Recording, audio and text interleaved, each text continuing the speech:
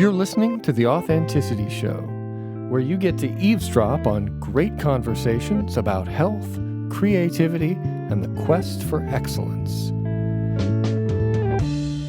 Your hosts are Carlos Casados and Satch Purcell.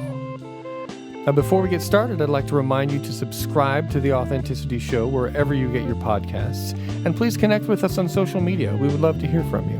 And that came, of course, with a please and a thank you.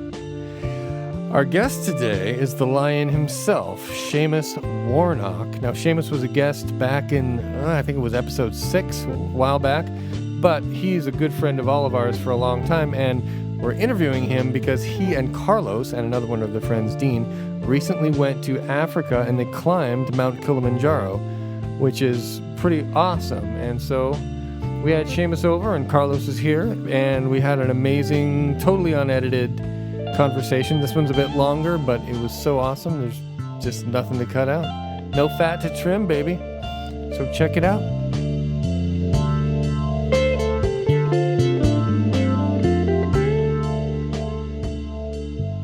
So, gentlemen, Jumbo wana, habari gani, mzuri sana, wageni, habari gishwa, close, Kilimanjaro, hakuna matata, Simba kichi moja, hakuna matata, California rockin', hakuna matata, bottom zinga, hakuna matata, Jumbo wana, habari gani, mzuri sana, wageni, habari bishwa, Kilimanjaro, hakuna matata, Danny on the box drum, hakuna matata, pumping it out with friends, hakuna matata, Authenticity Show, hakuna matata, hakuna matata.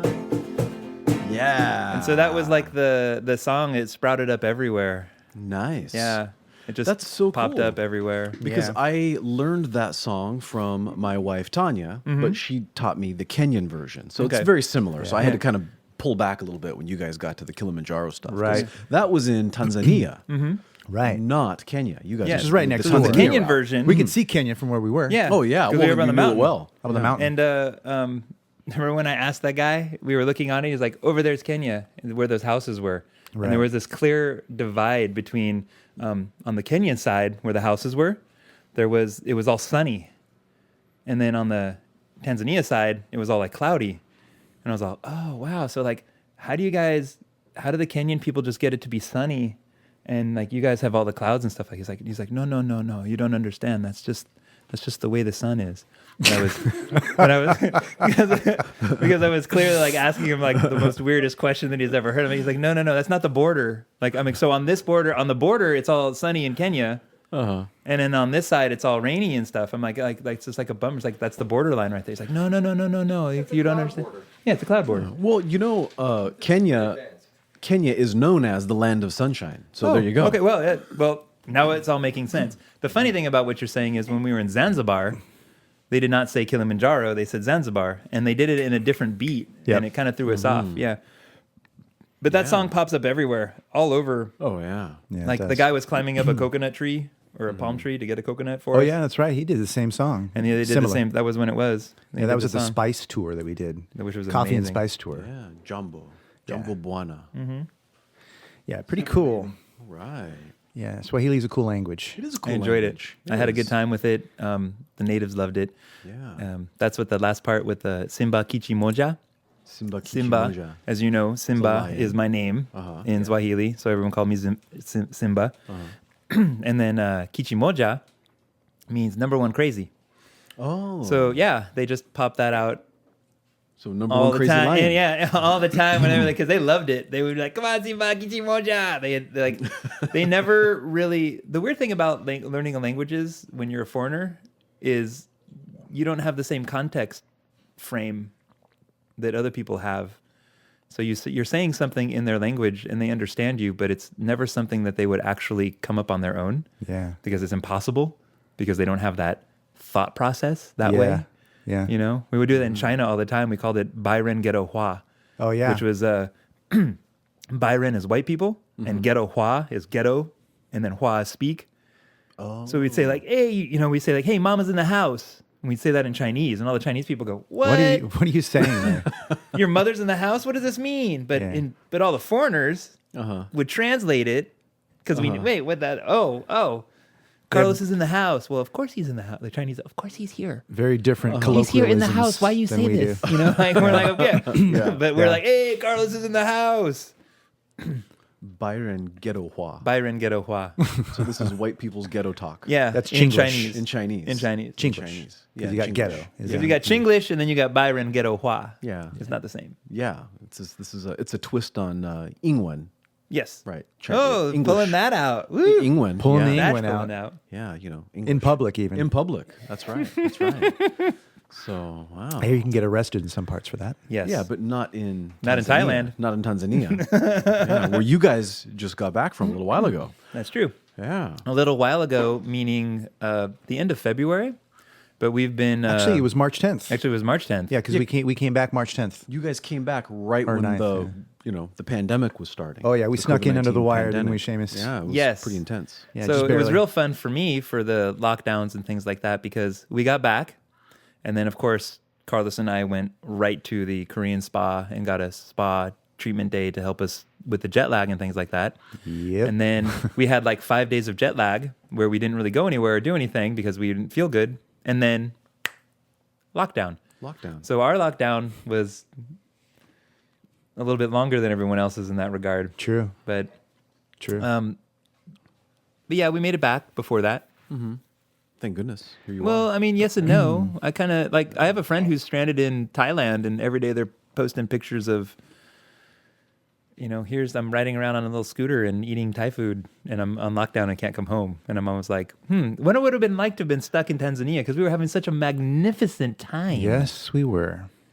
Like, It was great. it was a great experience. This was the first time out of all the many years that I've actually traveled with you outside the country. I know. All we've ever done is, certainly long trips like to the very top of California, which is a long trip. That's 12, Yeah. 14, 15 hours, right? But we've never gone out of the country. Yeah, that's so interesting. It was 'cause, fun. Because, you Well, both... did we ever do Mexico? That doesn't count. Doesn't really count. Mexico Yeah. and TJ, Canada come don't. on. Mexico and Canada don't count Yeah. as being outside the United States. Yeah. Yeah, they I don't- feel they you. don't- I feel you on that, Seamus. Everybody knows that, That's true. including Bodie, who, if he was here, might argue that, but he's Canadian. He by the would way. love to have been here tonight. Yeah. But, he had, We miss him muchly. And niece's birthday kind of Ah, thing. one But of those things, yeah, yeah. it's really Yeah. cool. He looks forward. He says hello to everybody, and we all yes. love. Now all love Bodie and I have Dean, traveled Bodie. to many a country together. Like we've been positive travel buddies, and we've gone to Central America. I met him in a different country. You know what I mean? So, but yeah, this was the first time since you. Cheers, buddy. Feel you. right. We man. did it. We did it. Did it, That and was awesome. there was an epic journey. I mean, just all on. I can't wait to go back in safari, to tell you the Yeah, truth, I know. because there's so much fun in Tanzania. I found the people to be, as a traveler who's traveled to many countries and lived out of the United States for long periods of time and know other languages and studied other languages and things like that. The Tanzanian people can be summed up in one word: shy. They are so shy. They're cute as They're hell. cute as hell. They are Yeah. so shy. You say something to them like that Simba Kichimoja, and they're like, "Wow, that's the most amazing thing I've ever heard in my life." Yeah, they make a And big then deal, It and goes it's around super like cute. the campfire, and then like people on the trail that I didn't even know. Like, of course, they would say weird stuff. Our friend Abigail said, "Wow, those Tanzanian people, they were so lucky to be able to hang out with you and Carlos and Bodie." And I thought, yeah, that's exactly what they were.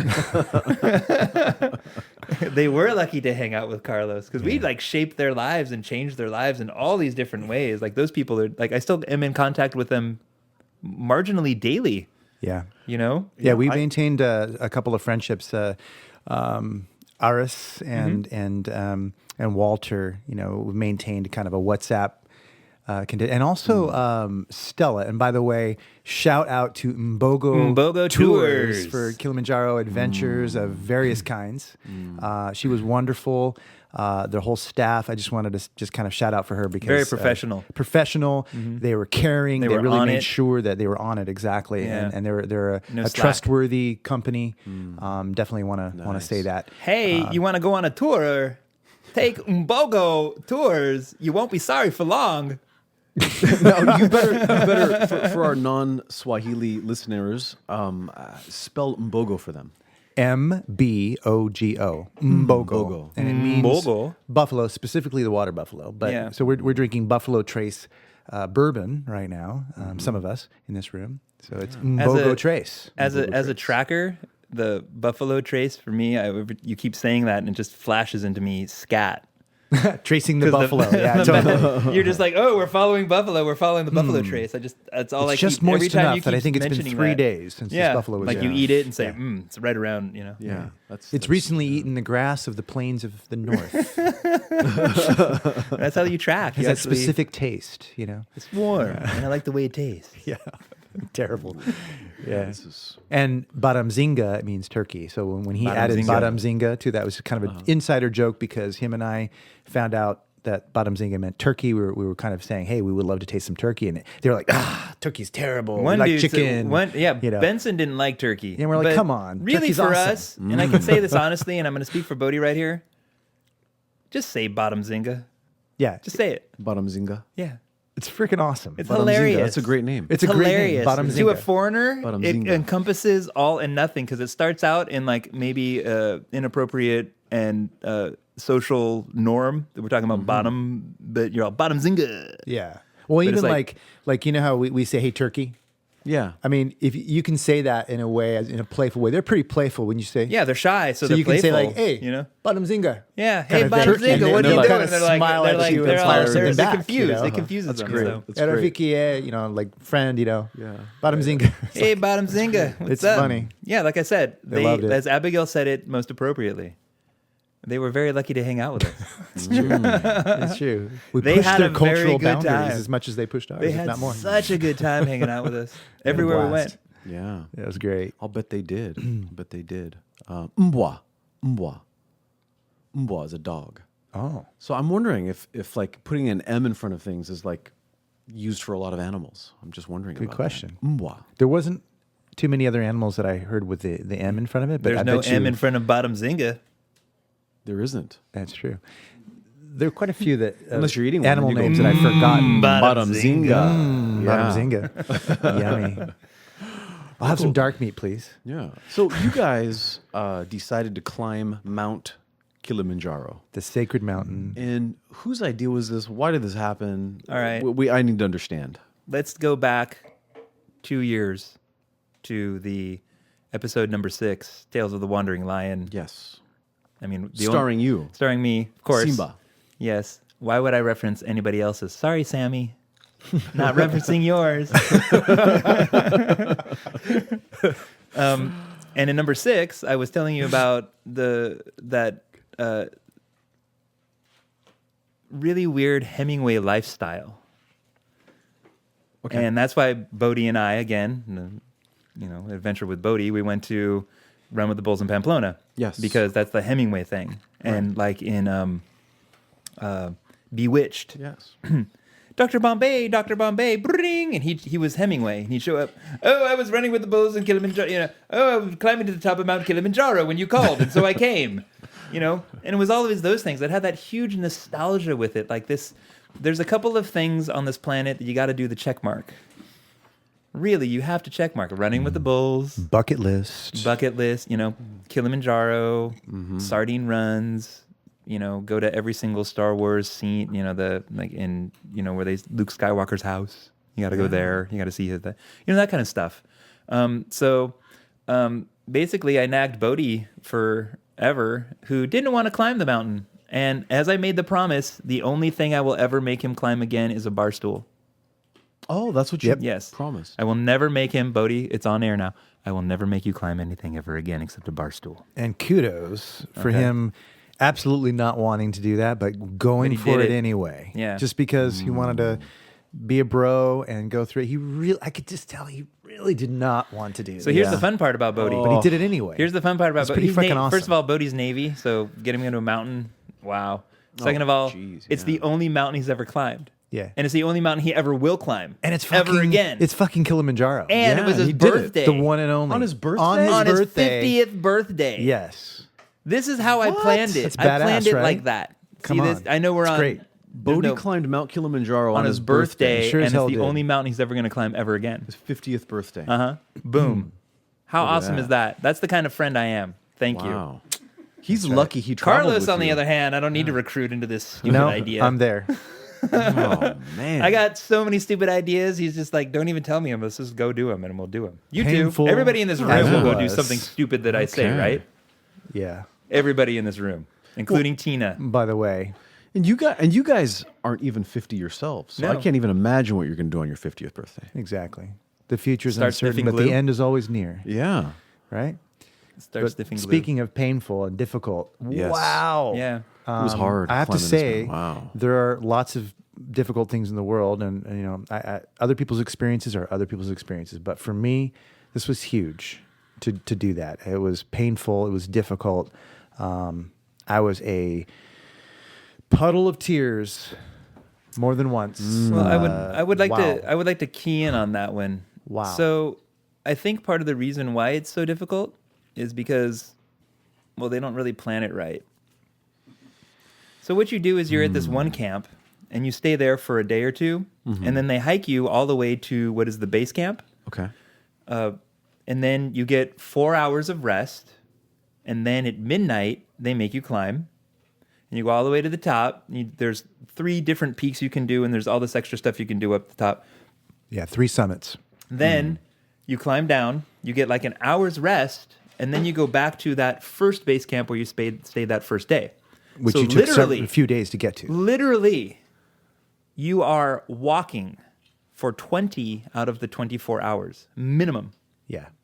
And I think that is some of the reason why it's such a challenging experience. And what was this it is very that, poor planning. Dean Bodie was saying that it was only a quarter of the people actually make it all the way? Yeah. And I Which think that's is- part of the reason why. That says Sleep something. deprivation It's, and altitude. I did Yep. not make it to the top. I made it 2/3 of the way of the 2/3 to the top. And Boy, then did you give it a college try, though. Oh, you have doing no idea. that through the You vomiting remember, and through you the remember when I was frickin- hanging off that cliff and he literally was holding me by the arm Yeah. while I was dangling over a cliff vomiting. Yeah, it was nasty. Oh my God. I think the reason for that experience was the altitude. Because I felt fine. I got up to the top, and then they were like, "You need to eat," and I was all, "I don't know if I can feel like." And I ate, and I vomited those noodles up, and I just vomited and vomited and vomited. I literally vomited it more than 9 times.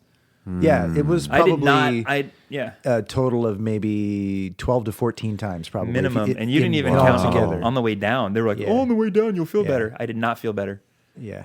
I did not feel better once. Yeah. So, Seamus, tell people what altitude sickness is like. What is this experience? Okay, well, first of all, if you're going to altitude, I recommend a couple of things. First of all, oxygen. I don't know why they don't pump this thing out. They should have the. It should be like the oxygen should be like at a rave with the nitrous. Just, they should be handing that out liberally. You have these guys carrying all your stuff. Why is it? And you actually pay for it. They actually have it, but they won't give it to you Yeah, unless you're on the way down. unless you're Like dying. in the Kilimanjaro taxi, as they put it. Yeah, they call it, yeah. The ambulance basically taking you down. Yeah, which is a one-wheeled stretcher with one guy in the front, one guy in the back, and we saw foreigners, we saw guides. A lot of people. I Yeah. mean, it's not even just guides themselves. Yeah, actually guides getting themselves carted get back altitude down. sickness. Really? People have been up there Wow. 20 times and you can get it. Like you cannot predict altitude sickness by Yeah. any means. Wow. In any way. So if you, to all the listeners out there, if you ever climb Kilimanjaro and you don't make it to the top, Don't feel bad. even some of the guides don't make it. Yep. Even all these people don't make it. Yep. It's not really about that. It's about the experience. So that was that. And the food, I really think when I go back, because I'm planning to go back and climb Kilimanjaro, I'm not really allowing that to, not fade away in my existence. There's no way. So I'm not going to eat. When they say you need to eat, it's just going to be Seamus, liquid foods. You will see your enemies driven before you. You will crush their I will. enemies, and you will hear the lamentations of their women. I will hear that. That's my nightly prayer. You will crush them. I will crush you. What you should do is fake sick and then get a good night's rest, and then climb Well, instead of 1 hour of sleep. They say that you can stay at that base camp there. You can stay there and acclimatize for 24 hours, but hey, you can't. But they won't let you go at night. And I'm sitting there thinking, what is these people's problem? Like, why are they doing it this way? If They won't let you would've- go during the day. they make you go in the day. Or no. Sorry. They won't let you go during the day. They make you go at night. No, if you stay up there, because I asked, they make everybody go at night. But if you stay up there one day, they make you go in the day. Oh, I see. Okay. And they're like, but you're gonna have to do Got it. that. And I'm like, Where do all these arbitrary rules come from? right. That's what we talked about in also episode 6, the Yes. arbitrariness of things. Yes. Like, The lack of behavioral flexibility. See, Hakuna Matata means no troubles. yeah, buddy. No worries. You want to even know a better one? It's not Hakuna Matata. Yeah. It's Hakuna Mashita. What is this? I don't know this It's word. like the bumping up level of Hakuna Hakuna Matata. Mashita. There's Hakuna Matata and there's Hakuna Mashita. And I never said Hakuna Matata to people. Not a I was problem. I was always Hakuna Mashita. And they always went, This- Not a oh. problem. Oh, Hakuna Jali. No problem. No problem. Yeah. There's a lot of, you notice that there's a trend. There's a lot of these kinds of don't frickin' worry about it. Yeah, yeah. just don't and worry that's about the it. Tanzanian people. Chill, It is. relax. So literally, Chill out, bro. we were on the way to the airport and we were crammed in the back of the taxi, the way it always is. And yeah, if you've ever been traveling anywhere, you're always That's crammed the in the way back of it a taxi. is. Or you can be crammed in the back of a chicken bus. Or you can be crammed in the back of any kind of local transport, but you're always crammed somewhere.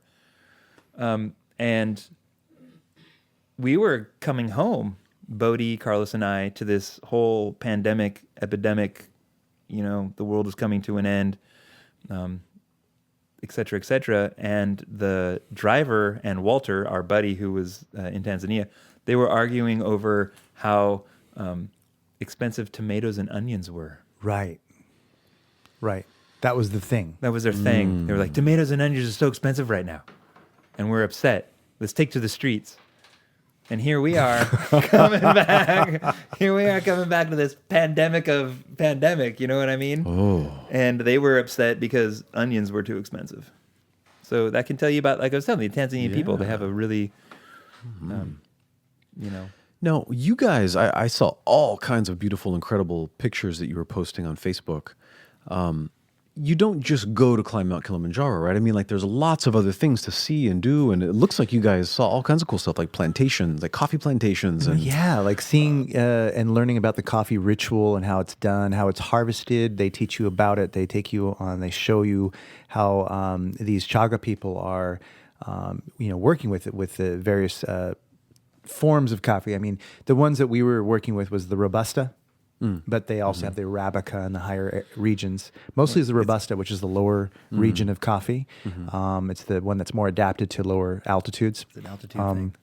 But yeah, I mean, we went through the whole thing. It was fun. We sang songs. We roasted the coffee. We ground the coffee. We sifted the coffee. We Drank the prepared coffee. the coffee. Then we drank the coffee. It was friggin' awesome. I don't know. Did you do I don't- enemas, coffee enemas? Well, when you were there? you have to pay extra They for that offered. one. Oh, And okay. yeah. It was a So- little low in cash that Ba- day, so I decided Yeah, not to. basically the whole vacation was I was insistent upon climbing Kilimanjaro, and then Carlos, one of his longtime dreams was to go to Zanzibar, and so that was how we basically did it, and that's basically how I kind of loosely organized the whole trip.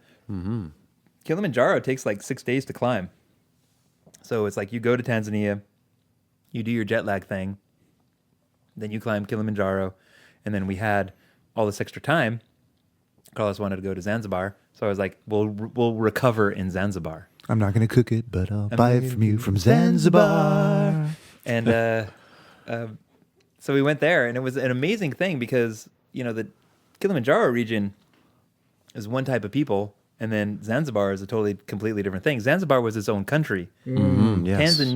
Yeah, really. Tanzania became a synthesis of the two countries in like 1964, when this really awesome political genius united the tribes without warfare.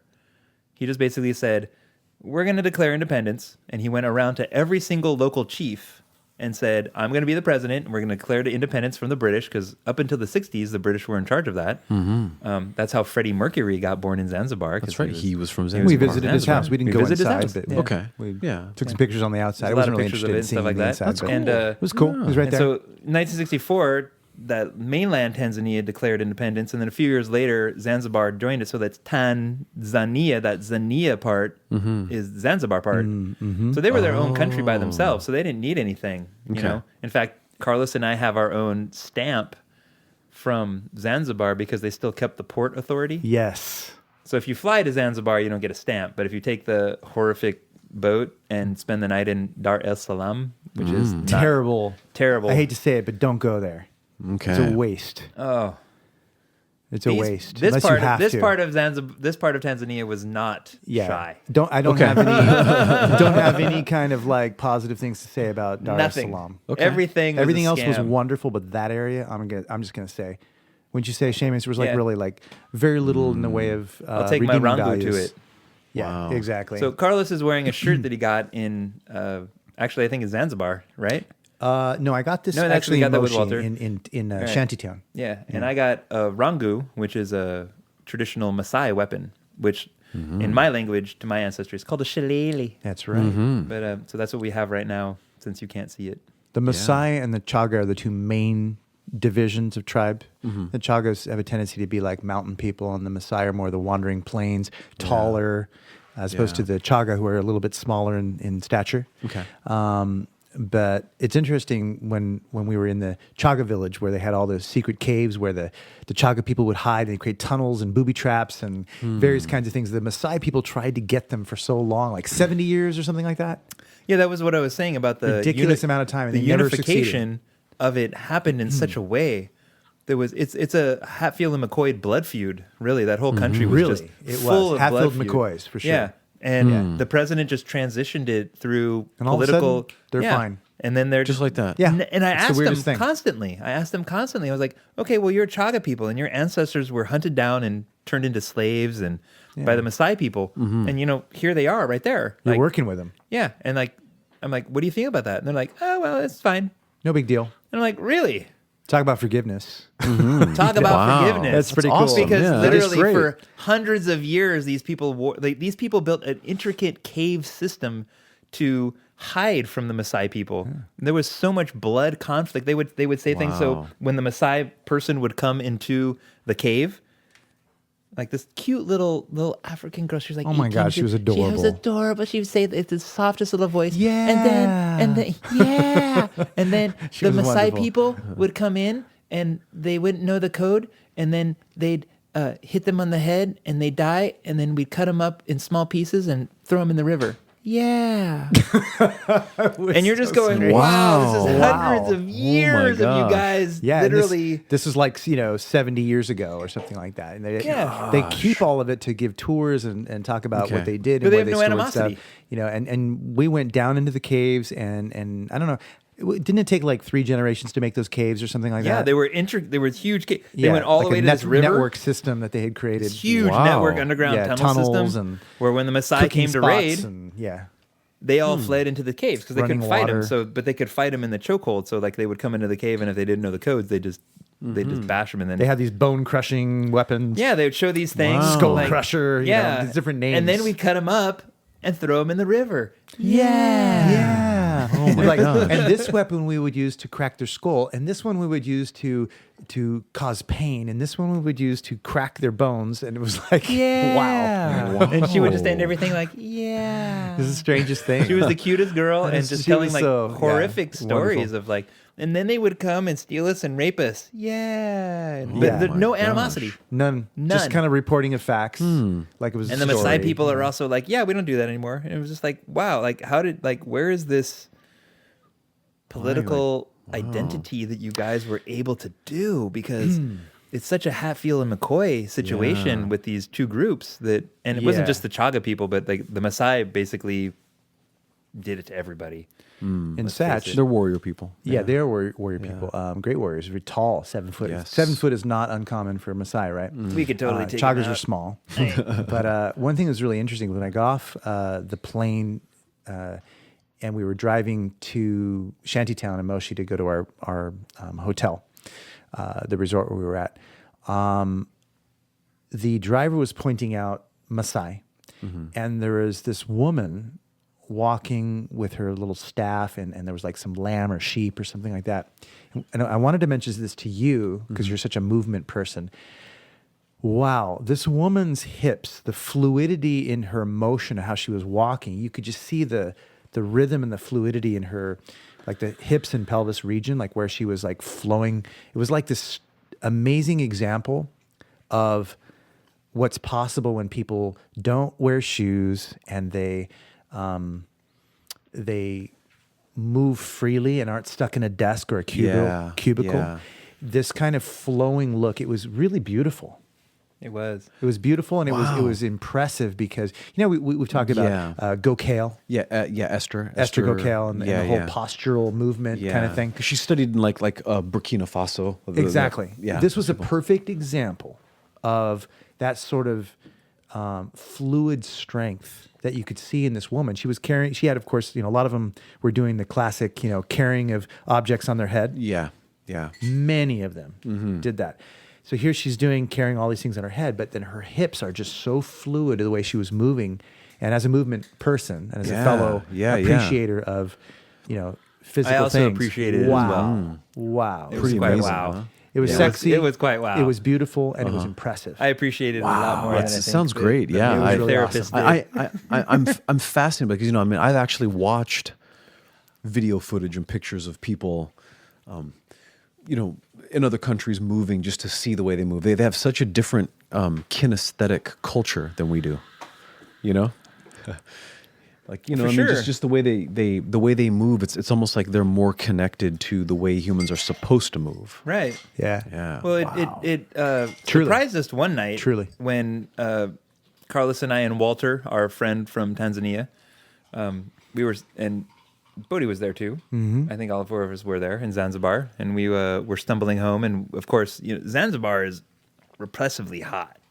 Like super hot. Really uncomfortable. Super uncomfortable hot. Okay. So, when you take a night out on the boozer, as they would say, we're out drinking. You got to make sure that you have enough water. You have to make sure you have water at home. You're going to wake up not feeling super awesome. You have some water there. So we found some water and stuff. And Walter, who we'd hung out for 3 weeks now with, he just popped that thing on his head and started walking. Yeah. And we like it was the most natural thing in the world. It was like the most natural thing he'd ever thought of. And we were like, wow, dude, that's crazy. He's like, don't worry about it. Everybody in Tanzania can do this. I was like, really? And then so, of course, we tried it on our heads, and we're no slouch to, tricky. Body mechanics and doing weird postures and stuff. It's Martial definitely a arts, skill. yoga, whatever. But at the learned same skill. time, it was really hard to just hold that 2-liter bottle.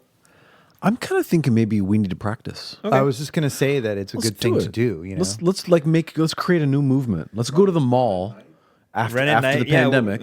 Danny says we can run at night with a bottle on our head. Yeah, let's just start carrying things. I mean, imagine how free I'll meet you next Tuesday in the park.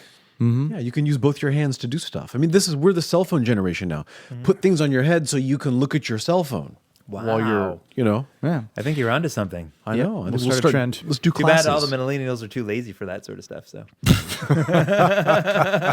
challenge. Well, there goes our listenership of millennials. Thanks, Seamus. sorry, they're not listening anyway, so don't worry about it. That's true. They're too busy. With No, the millennials are cool. It's the Generation Z that you got to watch out for. Z for the UK. Generation people. Z. When we were going up and down the trail, from the base of Kilimanjaro National Park all the way up to the top, there were lots and lots of people who had very heavy containers, packs, buckets, balancing on their head while they were going on the trail. It was incredible. It was impressive. Wow. It happened a lot. The most impressive however, was when I was in Nepal, when I watched a man he did like a John McEnroe headband thing around, just like a sweatband, around the back of a refrigerator, and then scooped it up and was walking down the street. Yep. Wow. And I was like, the man was carrying a refrigerator on his head. Like it wasn't on top of his head, but he was using, it was like a sweatband. It was a little, like a 1970s sweatband for all, tennis. It was like, that was the John McEnroe. And it was I was like, wow. And I watched just McEnroe. all the way down. I was just like, oh my gosh, this is the most impressive thing the heaviest thing I've ever seen anybody ever carry, and he literally carried it with his forehead. You just gotta hope it doesn't slip down over his throat, right? And that'd be interesting. Yeah, well, then he'd do that'd be real impressive. Yeah. Yeah. Gosh. I hate to say it, but the Nepalese Sherpas are like those guys. Bar none. Those guys, I would often tell our guides. First of all, our guides didn't The believe us. shoes. Yeah, our guides didn't believe us that Carlos and I go like backpacking, and we can go backpacking and hiking into Yosemite or something like that, and we carry all our food, and we carry all our water, we carry all our stuff, all our backpacks and sleeping bags. None of them believed us. Okay. Not one. They thought it was the most crazy thing that you could ever possibly do. It's Would true. you? Yeah, none of them believed us. Yeah, they were in And then I would disbelief. tell them about all the trekking I did in Nepal, where They especially didn't believe that. I've been to a higher elevation than Kilimanjaro, and they didn't believe that. Okay. And then I told them that the Sherpas in Nepal were at that same high elevation, and they were wearing sandals. They had flip-flops. Mm-hmm. And these Tanzanians were just like, this is impossible. I'm like, dude, I literally have been at a higher altitude with these people, and because they're impoverished people, they don't have shoes. Mm-hmm. That's why they're wearing flip-flops. It's not because they're like, oh, we're badass people. That's just what it is. That's what they do. That's what they've had. That's what they've had their whole life. Yeah. And they've lived and done this their whole life. So why would it be any different? And they're like, they're walking around in snow. I'm like, no, flip flops. Flip flops. And so they didn't believe it. That's why that Kichimoja thing, that Simba Kichimoja, number one crazy. He said, "You're crazy." Yeah, you're crazy. You wouldn't tell. It's like our guide. Like 90% of the things I told our guide, he didn't believe.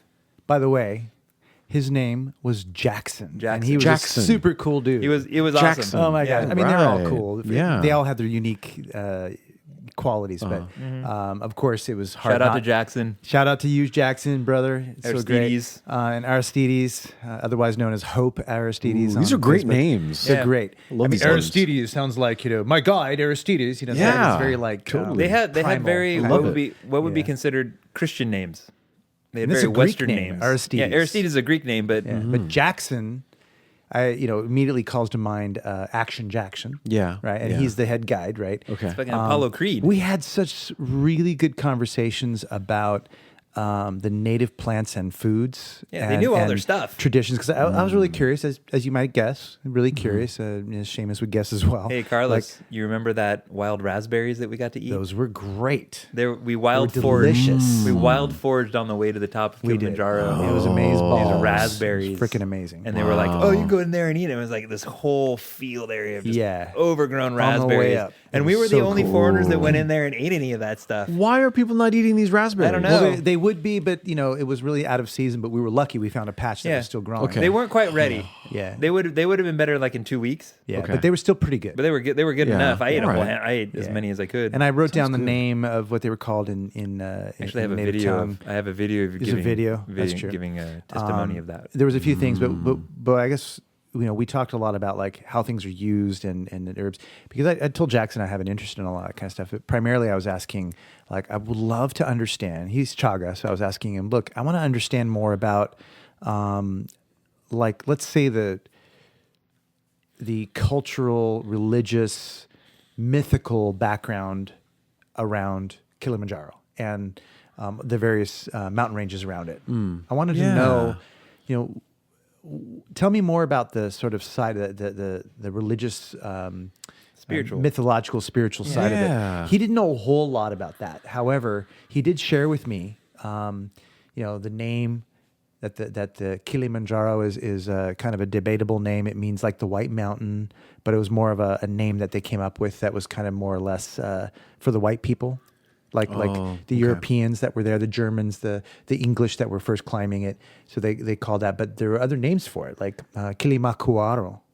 That's God's home. Yeah, the This mountain was- of God. This was the problem. They said this is God's house, Right. and the British were like, "Oh, it's not properly Christian to call this God's house, so we're going to change the name on it for you, chap. Yeah. We're going to call it Kilimanjaro White now." name, White Mountain. Right now it's Yeah. just white because it has. Always changing So they things. changed Well, they the name. whitewashed it. Yeah, they They whitewashed it. yeah. Oh, you know? yeah. And there's some debate about whether that's true or not, but still, point Yeah. is, it had different names, and one of the things that Jackson did share is that like when there were these different ranges, or not ranges, sorry, these different peaks that were not specifically Kilimanjaro, but they're next to Kilimanjaro, like other mountains that are right next to it that we could see clearly. And I took a lot of photos of them, actually. But places where they held rituals, and he would tell me, like, here's what I do know. People would hike to this place. They would stay there. They would cook. They would offer things to the gods. And then they would sometimes climb Kilimanjaro, and they would ask for something, or they would do their sacrifice, and they would come back. And they would stay in these mountains. And it was the sacred thing that the Chaga people were the guardians of the mountain. Kilimanjaro. And that whole Kilimanjaro thing was like they had the rich culture and stuff like that. And I think what it is that there aren't that many people who are in touch with the ancient traditions there, because there was some kind of a separation, because he didn't know. And I asked a lot of different people who were Chaga, and they all didn't seem to know. So my suspicion is that the people who are more classically educated in the traditions of the mountains and stuff, they're probably, you have to go out and find them. Yeah. The ones that went to tour guide school and all that kind of stuff, they're just learning the general principles, and it's kind of a little bit watered down. They're not really getting. So what I would love to do is, and we talked about this, how it would be really cool, is to have an experience with a multi-generational shaman, or what they would call, like, some kind of a healer of some kind, and find out more about the traditions. Because I wanted to know, is the mountain male or female?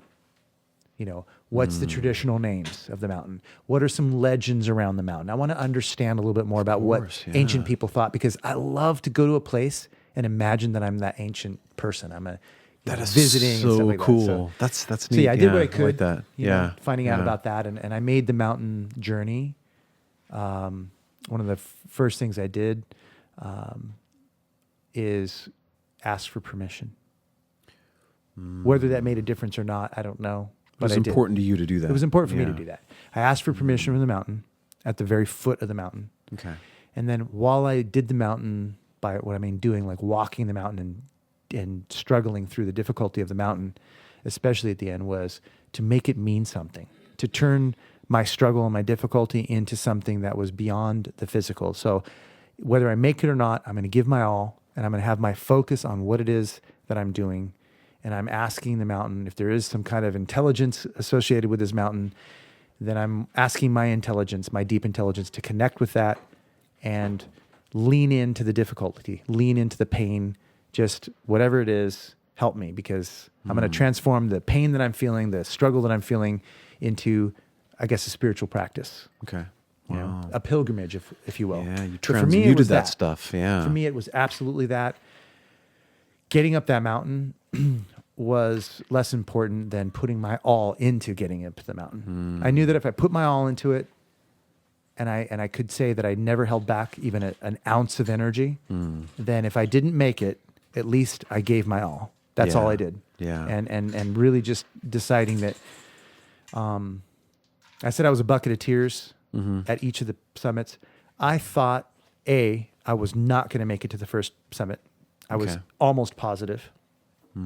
When I made it to the summit, I did something that my mother asked me to do. She asked me to collect a red string, a pebble, and a stick or a twig from the base and carry it to the top in her honor, which I did. So, Mom, I fulfilled your request. Satyavati.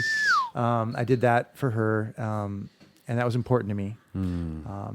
And when I got up to the top, it was still pitch black. It was freezing cold. I was getting frostbite on my fingers. It was very painful. By the way, I might interject here. It was the worst snowstorm that they had in record kind of thing. Yes. Just in time for you guys. Just in time for us guys. I might mention that part. That's true. It was horrible That's true. conditions. They told a us side that. helping of freezing cold. Yeah, freezing Yeah. cold, and I mean that was It, like, broke a totally record of abundant some and kind. totally there.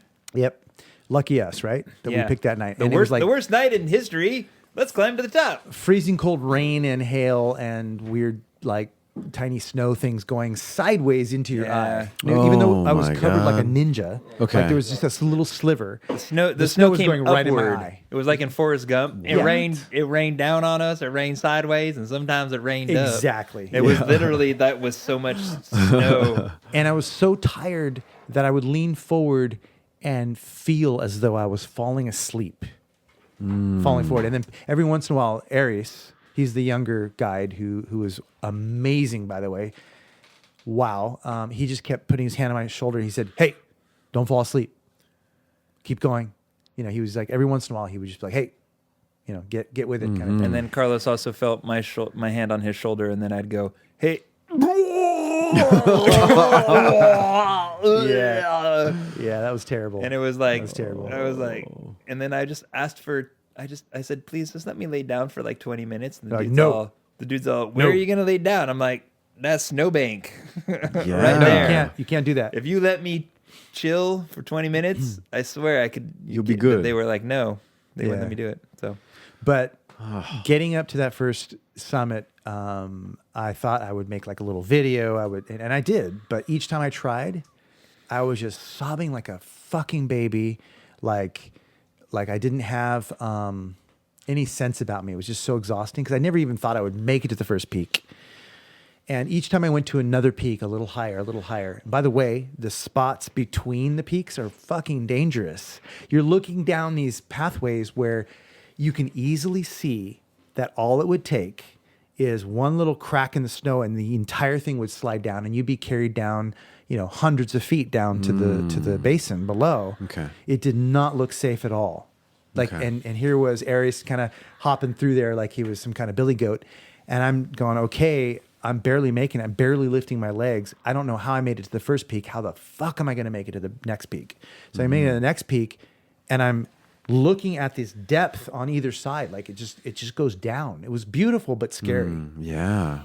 And then I make it to the next peak and try to make a video. And of course I'm sobbing like a baby, I'm choking out words, not even really able to like do it. And then looking like I'm some kind of trauma victim, you know, like I've gone through some major thing, which I did. you did. And then how the hell am I, can we turn around? Can we turn around? I'm thinking in my head. And of course not, right? We have to keep going to the ultimate peak, which is the highest point. It's Urushi? What's it called again? Urushi? Maybe. Ushuri? I'm Uhuru. Uhuru. Like Lieutenant Uhuru. Uhura. Yeah, like Lieutenant Oh. Uhuru. Yeah, it's Uhuru Peak. And Uhuru Peak is the highest point of Africa. It's like the rooftop. So by that time, there was sun. It wasn't dark. And there was sun beating down. And there are people along the way that are like, they're so loving in a way. Because you pass them and they're like, "You're almost there. Keep going. Keep going." And people are just encouraging you. You're just like, and you're sobbing and trying not to, but you're just freaking crying like a baby. You're snotting everywhere. And you're just like, and shaking. And people are just saying, "It's okay. You got this. You got this." Wow, And that's like, cool. and it's people you don't even know. Yeah. And then you get there and it's amazing, white, surreal, like you're in another planet because it's so high altitude. It's really bizarre atmospheric conditions. And wow, I mean, I screamed something that was very important to me at the time out to the world from the very top of the mountains. It was something from my heart that I wanted to just scream. And my version of screaming was probably not screaming because I had no air left. Yeah. There's no oxygen up there, Fucking guys. breathe, you know? It came out like a Yeah, Yeah. pretty much. I'm conquering the world. And then on the way down, you know, I spoke with a couple of people that had also done it, and it was amazing. These men, a lot of men, were just admitting to me there was the same thing. They're like, "I cried like a baby." So many men that I ran into were saying the same thing. I cried and I couldn't stop crying. Hey, do you know if Bodhi cried when he got to the top? We need to All ask I him know that is I question. saw him on the way down. Yeah, He but had did made he it to cry? that first peak. Did he cry? I don't know. Bodhi, did you cry? We're gonna find out. We're gonna interrogate you, buddy. We're gonna find out whether you We're cried. gonna ask this inquiring minds want to know. Did Bodhi cry? Hashtag did Bodhi cry? Did Bodhi So- cry?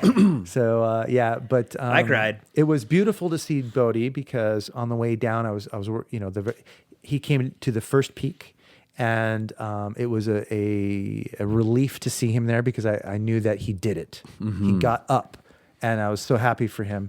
That's all I cared about. yeah. Was him being on the top. I Freaking really didn't did care it. about anything else It about was this beautiful. Just Bodhi for his trip. Just birthday. make sure Bodhi gets to the top of his birthday.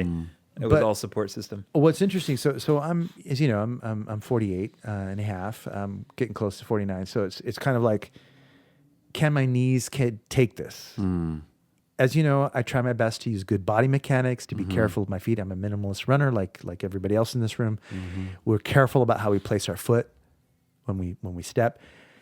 But there's a limit to how much energy you have to work on your posture and your alignment. There's a certain point at which you've got nothing left, and your legs you can hardly feel, and that's where I was going up. So imagine coming down. Yeah. And and you have to decelerate in very steep angles, very dangerous angles.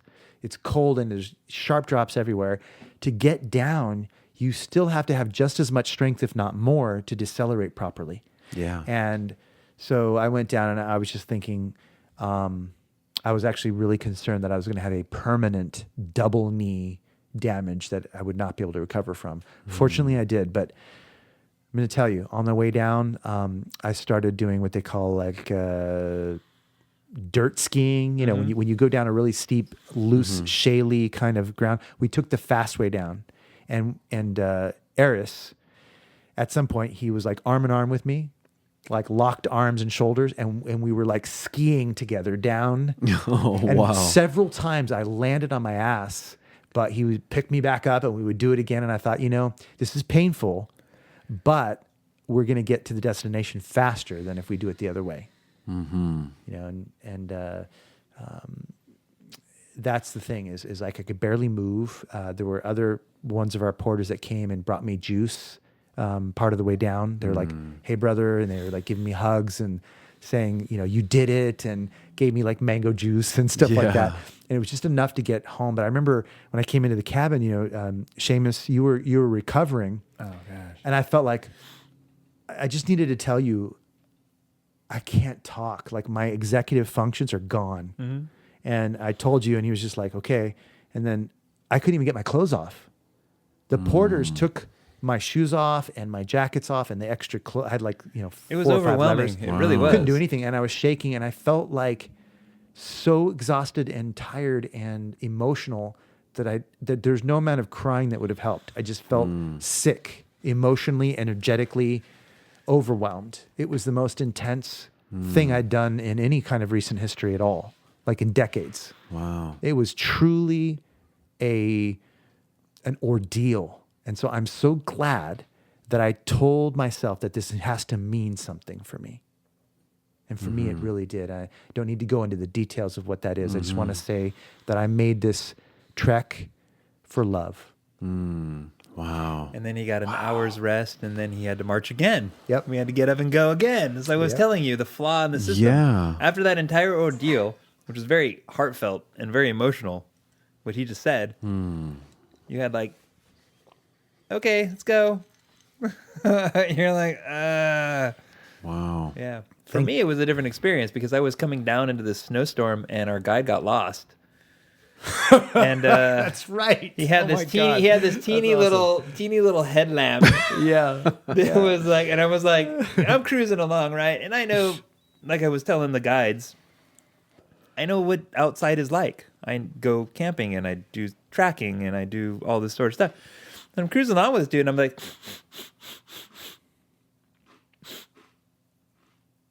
it smells like we're lost.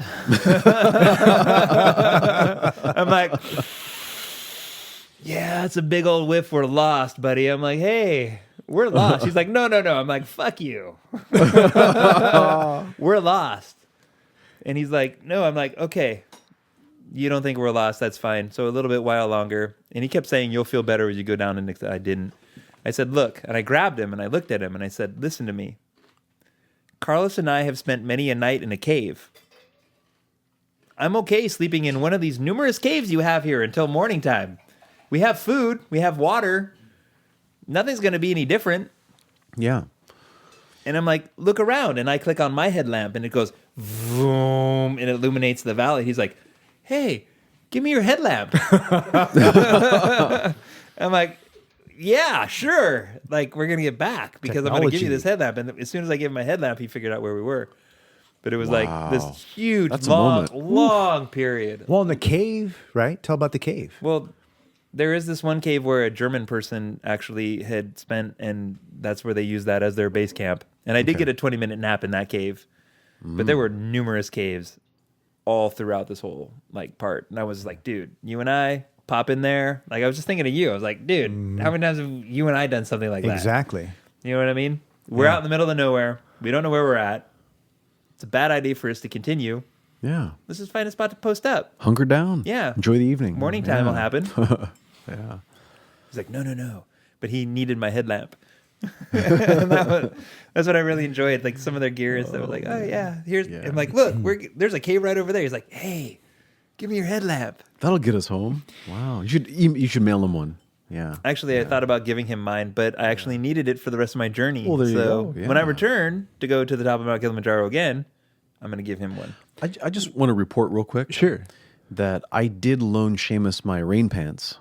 So Those were fantastic. there was by a the part way. of me that went to Tanzania. Those were Nice. fantastic. So Nice. I just want to, say that. Shout And- out to the self. Yeah, I cannot say that you know. that last part when you put two thermal layers on and then like rain pants, like everything in the area was all swaying nice. It's important to sway. It was Oh, perfect. yeah. Yeah, Oh, yeah. swaying is That is part of my crucial. journey you was gotta that part of sway. my journey was not a problem. I actually was overheated. They were like, "Oh, you need all this sort of stuff." So I put all this stuff on. I was like, like when you sweat, you don't feel good, and I think that played a lot into me vomiting.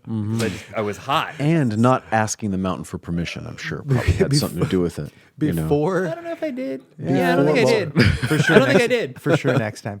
But before we left, when we had the guides going over our materials, it was kind of Yeah, he failed me. it was kind of cute because I was so worried that I didn't have enough of the right shit. You know, so I brought what I brought, and like He's like, Carlos, you're totally prepared. And he Seamus, goes- you suck. And I'm like, he had that dude. voice. He's like, "You are well prepared." And I was like, I felt so proud. I was like, like, yes, I'm Hey, well prepared. man. Like, It was pretty cool. Seamus, I know you have the minimalist philosophy, right? Minimalism. I mean, that's I mean, arguably, he'd have like better equipment than me, but I guess I don't know. Whatever, maybe for that particular trip or something. Yeah. I my had the right jacket was the things. problem. It didn't have pit zips. so you couldn't I vent heat. cannot express the fact how hot I was in my clothes. Oh, I man. literally was sweating so hot. I'm climbing Kilimanjaro with like open shirt because I'm sweating so much because my clothes just didn't. Yeah. I needed it. It was one of the other things too. I needed a pit zip, Oh yeah. and then I know that I would have. I should Don't have, eat. I should have given you my other jacket that went with. That's good Well- equipment review, though. Like, right? Like we could, in a sense, this is great hands-on experience that you could use, like for reviewing material. Like pit you zip. know what you need for Kilimanjaro. I do not to eat, bring some oxygen, and have some pit zips. Yeah. Those are the three things that I'm going to do next time. Hopefully next February. Yeah. We'll go back for Walter's birthday. Yeah. Ooh. Walter took me to a nightclub in Tanzania for his Yeah. birthday, Okay. and I had a really good time. Let's just say I had a really good Yeah, time. a really good Yeah. time, huh? All right. Walter Lois is the kind of like the head manager for the Kilimanjaro resort. The hotel that we stayed at. Yeah, which was a hotel. And again, shout out to him specifically. Whether he's there still or he goes somewhere else, that guy, That dude. he should be president of Tanzania. He should. Honestly. Wow. He Yeah. is so on it. I could Okay. not And believe. he's young. He's like, what was he, 27? Yeah. He was young, but he had this unusual, even for here, like this unusual sense of how to treat people who He had are your super clients. morality when it Okay. came to that. Yeah, his ethic around treating his clients was like, I'm going to treat you like you're my own son. Yeah. Wow. And And it he showed. was so caring. And it. We became real, genuine friends. Not friends with him. not just like business partnership. Yeah. Or, Right. He was a genuine friend to us. He loves us. He really cared about us. this is concierge mountain climbing. It's Yeah. true concierge Well, man. we went to Zanzibar deal. with him, and we went on this thing called a blue safari. Yeah, he came to visit us. Yeah. He came Okay. he's like, Yeah. because we were like, He's dude, like, I miss come- you guys. yeah, I want to come visit on. you. I'm like, well, Come. that's awesome. Totally. So he Like, came we and stayed love with hanging us. out with you. It was great. And we're sitting there on this boat full of all a mishmash of people. There's Norwegians there and some French people, and there were some South Germans. African, some Germans, some South Africans, and these women were very. I mean, you could have taken these. There were like what, 6 of them? Yeah. Shove them into Beverly Hills, and they would have been fine. Like literally, that was their mentality. Everything was like they probably paid 6 to 7 times the amount of price of the ticket that Carlos and I paid. Okay. Because they just don't care. And one of them was just having an attack of like, you need to do this, you need to do that. And Walter just kicks in. He's like, hey, Drama. you're on vacation. You need to relax. Oh, that's perfect. I mean, he gave these people this speech that was so heart-moving and wrenching. It shut the whole entire boat up. And at the end of it, the only thing I could say was, Walter, I love you. Like, wow. Yep. I was like, Walter, I love you. Like, you did the most amazing thing on this. Like, this thing that you did was just, it was like seeing a person in their true form. And he just literally was just speaking honestly. Yep. And, he didn't like these people at all. You could easily tell, but he still went and did that extra mile for them. Yeah. He went out of his And- way to really express And explain, he's like, compassionately, but he's like, clearly. you know. listen, Nice. your Basically put her guide, in place a your little bit. guide Okay. that In a you loving paid way. for, he doesn't speak very good English. So Yeah. why are you making him feel bad? He doesn't know how to do this thing that you're asking for. And by the way, that guy was speaking excellent Italian. Yeah. Oh, really? Because he had Wow. an Italian couple that Okay. he was helping. Yeah. And his English was, like his third language or something. He's doing the best he could, honestly. His name was Simba, too. Yeah, but he was a... He was the false Simba. He was a false The Simba. true Simba is sitting right here with us. I'm actually But, Kimba, the white lion. You guys should look that up. Just type Right. in Kimba. Absolutely. And you can see the No YouTube. question. You can see Kimba the the white YouTube lion. videos of Kimba the white lion. Okay. But outside of that, he did Yeah. a damn good job.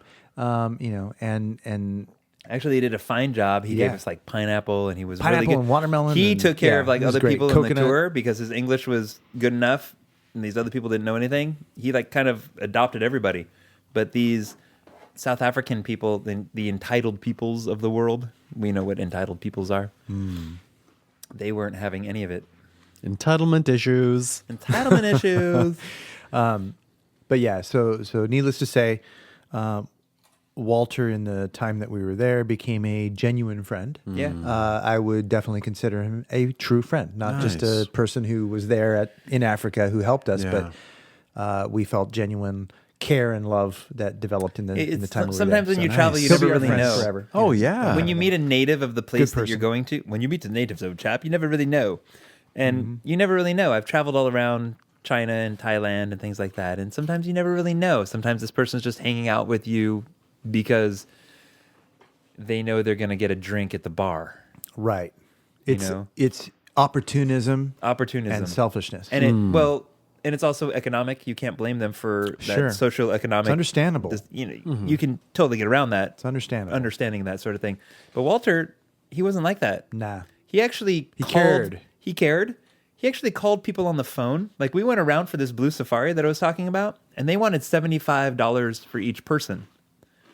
And Walter got on the phone and he said, okay, it's going to be this much. And then later on, I did the calculations and we did like 3 people tour for $75. Yeah. Because he got Okay. on the phone and be like, A is A and B is B.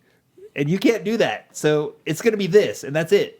And we're like watching this dude. He'd say things like, "It goes like this." Yeah, it goes like this, my friend. And he would say it's not like whatever. it's not what you're thinking. It goes like this. Right. And he would do this. He said that over and over constantly. again. It goes like this. And it would just had a way about him. It was just beautiful. Like Yeah. he said, he should be president of Tanzania. This dude, Big is- heart. Big heart. Wow. It was amazing. Well, maybe he will be.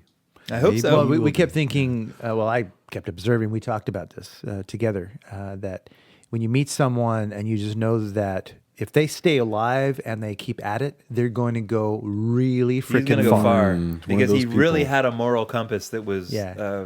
just, And an emotional intelligence to be able Yeah. to understand things that instinctively a lot of people don't. Yeah. like wow, that's I can awesome. screw the very common when you travel is I'm going to screw this person over for as much as I can for this minute. Right. Which we experienced a few times. Remember you- the guy when we were renting the place at the end the in Zanzibar? Airbnbs. Don't He was even talk to me he was about an these. idiot. Well, not an idiot, but he was let's say he was shallow and self-centered and only concerned with his own value, not really concerned with the care that Walter would show and some of these other friends that we made. Yeah, yeah. So he was not a good example of what we're talking about. He was a great example of the other, which is the shallow Let self-serving. me get as much as I can from you Yeah, for self-serving. this minute, Right.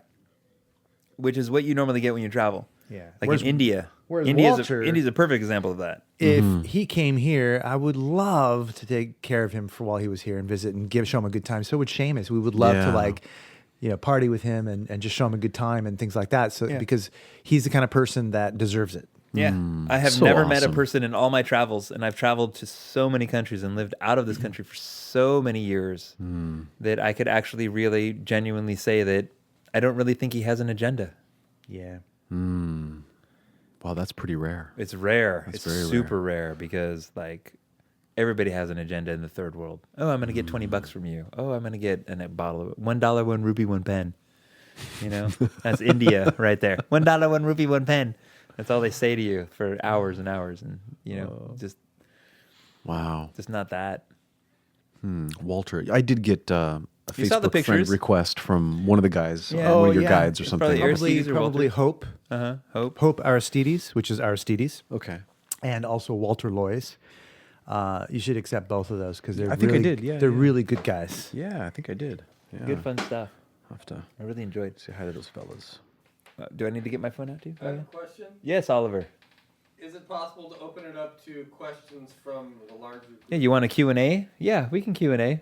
I have a couple of questions. All right, Big O, hit him up. Does anybody else have any questions? That's Are you our on? guide. Are you on mic? Yeah, No, I'm gonna have. that was the one who brought me. All right. By the way, it's really nice to have you guys over. Thanks, Big O. I don't think I'm gonna edit this one at all. 'cause it's Don't good. edit it. So my question is, you were saying that you didn't get much sleep because they were rushing you through the trip to the top of the mountain. Was that for economic reasons? Was it because they needed to No. get lots of people up and down so they could make enough money to No. sustain their business? I don't think so. No. Was there I'll a tell you good why. reason for that, or Yes, was it there is a good reason for that. Okay, what is Okay, it? you ready? They didn't collect water for one. There isn't enough water at that base camp to actually sustain the population that the previous base camp does. The previous base camp has a stream that runs right by it, and they have all kinds of water, so they can do all kinds of food items. But the one at the base camp, there isn't, despite the fact that it like snowed and there was so much snow everywhere, I was like, why don't you put that Collect into your some of water it. collection system? There isn't enough water there, basically, which is the reason why they do it. They do it that way. They get you there, they pump you up, get you to the top, and then get you back down to where there's water. So is there like no infrastructure up there? Is there any buildings at the top? Yes, there's infrastructure there. There is buildings there. There's lodges. They have like an older style lodge and then a newer style lodge.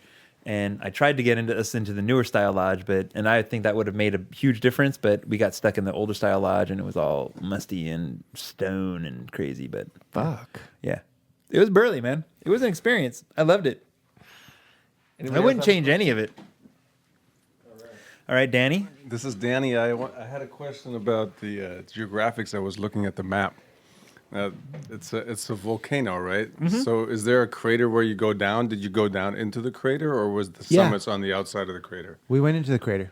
And then the next summit is inside the crater? Is that Yeah, is it's that like higher? 3 days in, you get to the crater. It's like an extra hike that you do. It's very, very lush and lots of growing things in there. And then it's like a side hike that you do. Yeah. And then for the next 2 or 3 days, you end up working your way up to the very top. Which is in the middle of the crater? No, it's beyond the crater. So Kilimanjaro is above, and crater is next to it. Beyond the crater. Beyond the crater. Yes. Coming to you live beyond the crater. All right. Were you coming in from the north, or where was your camp? Was it, let's see, to the west, to the east? You were in Tanzania, We were right? if East you or were west of the looking at mountain, or south Kilimanjaro, of the mountain? we would be on the east side, and we came up from the east. There's multiple ways to get to the top of Kilimanjaro. Looked By the like- way, I mean, yeah, it there's looked like there was- at the base camp they have like a map, and there's 5 different ways to get to the top of Mount Kilimanjaro. The way we took was the way that had infrastructure, as Oliver was saying. There was housing and things like that, but you can do it in a tent. So the way we took was 6 days. There's like a 9-day. There's like an entire month you can go and start at one side of the park, and it'll take like a month to get to the top of the other way. So That's another reason why a lot of people have altitude sickness is because we're doing a shorter trek. But if you're doing a longer trek, you can actually get more acclimatized as you go. All right. Tina, do you have anything to say? Tina, come on, baby. Yes, you can sit down in the chair. Where would each of you like to go next together? We're going to the sardine run off the coast of Madagascar. Okay. Well, the other thing, though, I mentioned, we did discuss that, but we also discussed going to a particular part of Mexico in Sonora, a specific area. I can't think of the name of it right now, but where they have a really amazing Dia de los Muertos. So during that time, like in October, there's a specific route that I want to do that I was hoping that Dean, aka Bodie, and Seamus and myself would do for like just maybe like 4 or 5 days, maybe a week, and everyone here would be welcome. It's a whole journey. It's about maybe 2 or 3 hours from Mexico City, and I would really like to experience it because it's a place where they really do Dia de los Muertos really kind of authentically. They kill you and then bring you back to life. Exactly. Yeah, that's how authentic it is. So I'm hoping that we can experience it. Hollywood Cemetery? Right. Yeah, so we're going to the sardine runs next. Yeah.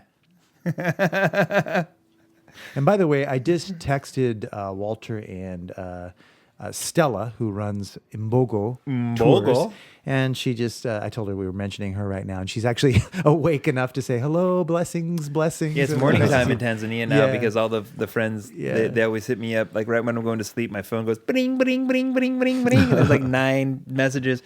Hey, what are you doing? I'm like, you haven't figured out yet. I'm going to bed. You're waking up and doing whatever you're doing, but I'm going to bed. You know the most amazing part about Africa though was when I looked in the sky, because you're in the other side of the equator and it's not the same sky. There's a Southern Cross there and all this other stuff, and I'm like, where are we? What are we doing? And then Carlos and I tried to talk to these crazy Russian people that were obviously talking about the sky, and Carlos was like, hey, what do you think of that? And they were like just ignoring him. And Carlos wasn't having any of it. and it was one of the most, it was a little story that was so dear to my heart because it was like, yeah, I'm talking to you. Yeah, I know I'm talking to you. Don't even tell me. Act like you don't speak English. I know you're trying to not. You do. You don't even tell me you don't speak English.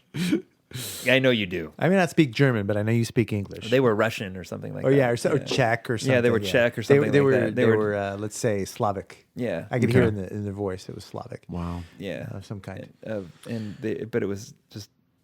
So, Seamus, this was, out of all your travels, this was your first trip to the motherland, to the African continent. Africa. Yeah. Africa. Yeah. Some of us. Is the earth in Africa really red? A lot of it. No, it's more of a clay color. It Well, literally reddish is clay, that. I guess. It literally is that. It's not red, but it's earth. It's clay. Everywhere was clay. It literally was so clay. I was like, wow, how do you guys grow stuff in this? And like, wow, this is the weirdest soil because, as a permaculturalist, many of you don't know that I'm a permaculturalist, but like my hand is always in soil, and I'm just like, wow, soil to me looks that brown color that we have. And, there's like all this life and all these microbes in it. And there's like, there wasn't any of that in Africa, but yet everything was so lush. And it just really confused me a lot. And I really enjoyed it because of that. Like when we were on that horrific bus ride to Dar es Salaam. Right. Oh God, that was terrible. I looked out. I looked out terrible. I looked out that window a lot. Yeah. Because Carlos and Bodie were sitting together, and I took the nub seat, which was the rando seat. When you travel with 3 people, it's weird. Awkward. It's awkward because there's always a rando dude. There's always like like you guys are on a date and I'm the third person.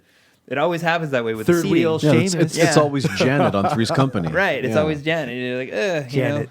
And so I was hanging out with I would totally date Janet, by the way. I would too. I'm just saying. And Chrissy. Of course, everybody And would. Chrissy. Yeah. Both of them. Yeah, for And, sure. Nobody's going to date John Ritter, right? No, No, because he's yeah, dead. John You Ritter can't or date someone a else dead can have person, him. dude. Why would you date a dead person? Yeah, that's ridiculous. It's like almost, dude. Muertos. Hello. Muertos. for sure. Yeah, we got to go to Mexico in order Brilliant to as he date John is, Ritter. it's not worth it. Hey, if we go to Mexico, we can date John Ritter because it's a That's true. Dia de Muertos. los Muertos. Yeah. That's So, true. I'm looking at that African, some of the most amazing flora and fauna I've ever seen. Africa literally looked like there should be some brontosaurus just turning its head Yeah, right that's out of true. the. You're just Jurassic like, whoa, Park. Look at this Yeah. weird Yeah. plant. I've Full never on. seen anything like this before. It's super tall. It's like Yeah. 12 feet tall. Where's the brontosaurus? It was like, yeah, There is a brontosaurus in this patch. I know for sure. Let me Yeah. go find him. Land You of know? Lost. It is total land of the lost. Like it was amazing. it was really it cool. And that was the funny thing. I asked Jackson when you're telling the story about Jackson about all the, So when I'm hiking with him, and we're on this trodden path, and to the left and to the right of you is this huge vegetation, so you can't even really see to the left or the right. And I'm like, Jackson, what's up here, man? Like, who lives here? Like, what kind of creatures are up here? What's up, Jackson? Yeah. I'm like, tell me what's around here. Are there elephants up here? He's like, no elephants. There's no tigers. He's like, there's rams. I'm like, cool. Well, where are they? He's like, well, you see them every once in a while. And I'm like, you're hiking along and there's all this stuff to the left and to the right of you that you don't really get to experience. And I'm like, I always call it being an American. Like, what's over there? Because not a lot of cultures have that curiosity. They sort of follow suit. They don't break the mold. I'm on this well-trodden path, and of course I'm a Leo and curious. My tail waves everywhere, and I'm like, so what is over there, Jackson? He's like, oh, nobody goes over there. I'm like, well, why? He's like, well, why would you want to go over there? I'm like, well, it's fucking cool over there, man. Check it out. Like opens up to this huge basin, and you're like, there's nothing there. You'd be out on this plateau, and there's like, wow. And he's like, yeah, but why would you want to do that? I'm like, because it would be awesome to be over there looking at all that stuff. And he's like, it's just Africa over there. Like, they can't appreciate it. One of the most amazing things that I've ever learned about travel, I read in a travel book about Jamaica, which was the first country I ever went to. And they said in that book, listen, you might think this place is a paradise and it's golden beaches, clear water, fish everywhere, but the locals, that's just their home. And this was in the travel guide. Yeah, it was in the book. I was like, wow, that's really enlightening because they don't appreciate it the way we go to Jamaica. Oh, look at that clear blue water. And there was people using the toilet right next to it. Yeah. Because they don't appreciate it the way we appreciate it. And that's always one of the things that's stuck in my mind in all my travels that I've always thought about was I appreciate this because like it's an experience, but to them, like Jackson's climbed Mount Kilimanjaro 50 times. How is it super? Why is it so awesome? We make it awesome. That's why Jackson enjoyed it. But he's climbed the mountain so many times. It's boring to him. Yeah, just a day at the office. Just for a day him. at the office. Wow. It's amazing how wine glasses get filled up, isn't it, Seamus? Thanks, Big O. Yeah. That's Big O, do you have more Q&A? It's very Do you have true. another question? You were seriously into it. He's like, I haven't heard, because we've all been in quarantine.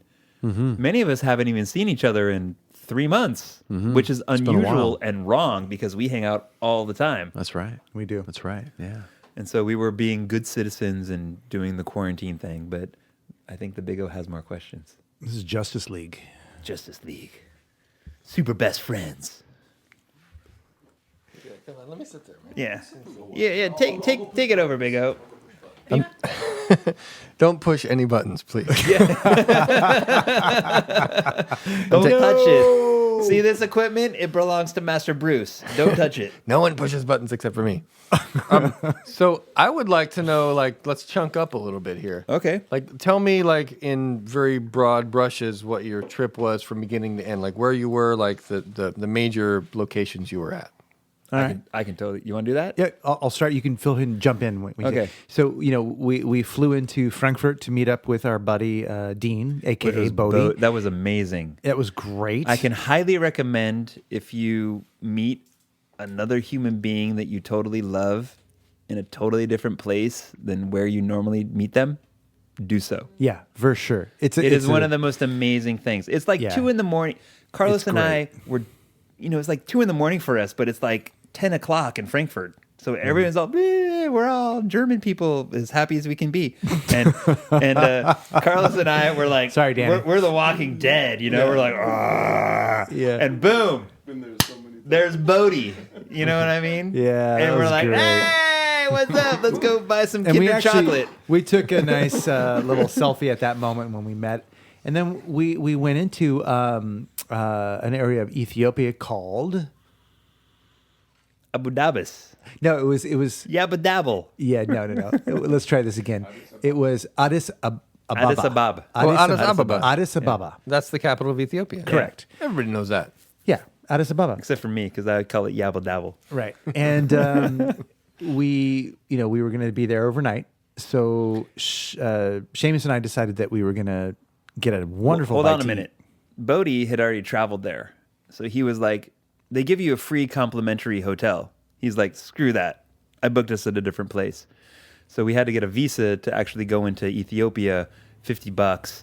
It was totally worth it because we Yeah. cruised into this hotel and there was some weird stuff going on, but it was maybe 11 o'clock at night. And I love Tej, which is honey mead wine. Okay. Apparently, you can only get Tej here in America at the Ethiopian restaurants because there was no place in Ethiopia that How had many Tej. times we freaking asked that question? I was like, hey, I want some Tej. We They're want like, Tej. what is that word? I'm They like, don't even know what Tej, it is. honey mead, wine, honey mead wine. They're like, we don't know what that is. I'm like, are you kidding me? Wine made from honey. It's from your country. So we get into this taxi, the hotel lady, she gets us into this taxi. We go to this first restaurant, closed. Second restaurant, Closed. Third restaurant, the guy's like, do you just, I don't know how you guys feel about this, but would you just like to go eat something local? We're like, yeah. Yeah, that's what we've been trying to do the whole time, and I want some Tej. She's like, no Tej. I'm like, okay, fine. I won't have any Tej in Ethiopia. But you have the to be best kidding chicken me. around. Wow. Okay. He took us to this local place. He goes, he's in the taxi, and he goes, all right, you go in there, and here's what you order. You say, I want a half a chicken, or I want a whole chicken. That's what he says. So Carlos goes in there and orders us a whole chicken. So we Fuck split yeah. it. There you go. And Go he- big or go home. Yeah. We got a half a chicken on this huge, like, you know how Mexican restaurants have the, your typical Mexican oval plate restaurant? Yeah. We all know what they are. They Yep. always come in the oval We know. plate. There was an oval plate. Half of it was chicken. The other half of it was this like saffron with It's kind of like a succotash, but better. peas and had it was the most Ethiopian amazing succotash. rice that I've ever had. Yeah, it was delicious. saffron with peas and all these little carrots little and- micro vegetables in it. Yeah, it was And good. it was amazing. It was really good. And the chicken, Holy crap, that chicken I is good. cannot.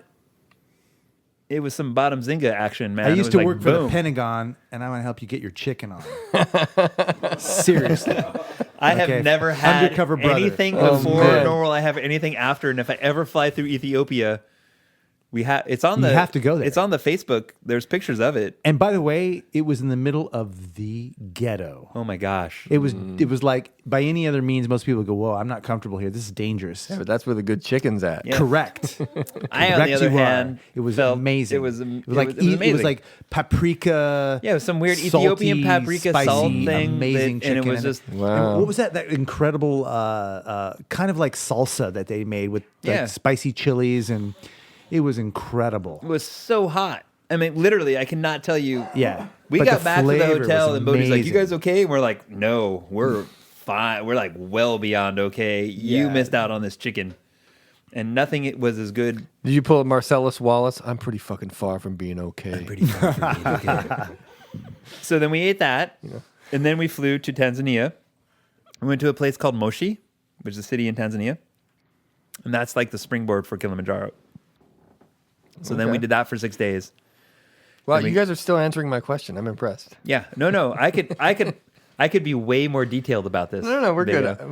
Remember, we're trying to get chunked up Right, here. chunking it. So then from Kilimanjaro, we spent another day or two in Moshe just kind of recover, and then we took the crazy bus ride to Dar es Salaam, where Carlos went to the DoubleTree Hotel and got screwed over. Here's what happens when you go to Dar es Salaam and check into the DoubleTree Hotel and then try to go eat their breakfast the next day.